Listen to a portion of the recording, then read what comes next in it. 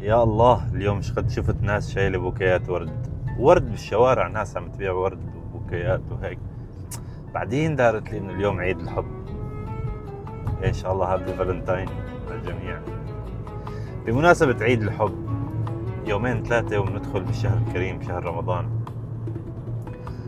يا ريت نشوف هاي المشاهد اللي شفناها اليوم تتطبق بالواقع خلال شهر رمضان بين الناس، يكون في ألفة ومحبة ومساندة ومساعدة. كل واحد يلتفت لجيرانه المقتدر اللي الله عطيه، يلتفت لجيرانه يلي منهم قادرين ممكن يأمنوا قوت بيتهم. ترى البيوت أسرار، والبيوت بتخبي كتير، بتخبي فقر. أكيد احنا بالمخيمات ما ننساهم. أكيد بإذن الله نحن من 14 سنة ولليوم في كل رمضان نكون موجودين بين أهلنا، نقدم يلي الله ييسره من أهل الخير لألهم. ولكن ترى البيوت يا جماعة، والله البيوت بتخبي كتير فقر. قد في ناس ساكنة ببيوت ما حتاكل والله.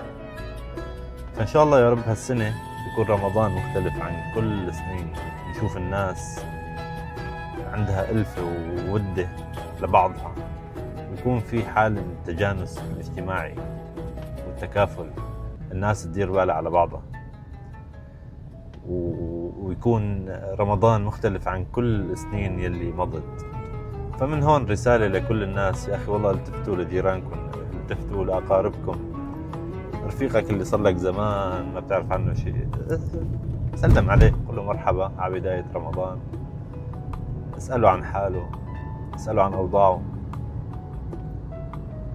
الناس تعبانة والناس تلفانة بعد كل سنين الحرب. والله في ناس، ترى يعني الناس عموما عندها عفة، ما تقول لك ايش جوات بيتها، ما تحكي لك، تعز عليها نفسها ويعز عليها خاطرها، خصوصا يلي كان ابن عز ودارت في الدنيا، ويضل ابن عز ان شاء الله. ومن هون من هذا المنبر وهذا المنطلق احنا باذن الله في البنيان ماضين باذن الله، مستمرين، ومطابخنا ان شاء الله عم تتجهز الان. مشاريعنا الخيريه اطلقناها، حمله الألف سله ماضين فيها، ونحن ان شاء الله خلال يومين راح نبدا تجهيز التوزيع باذن الله. انت لا تفوت الاجر، ايضا تكون جزء من هذا العطاء، مساهم مساعد، وباذن الله خيركم واصل لكل هذه الناس، باذن الله اجركم عظيم عند رب العالمين.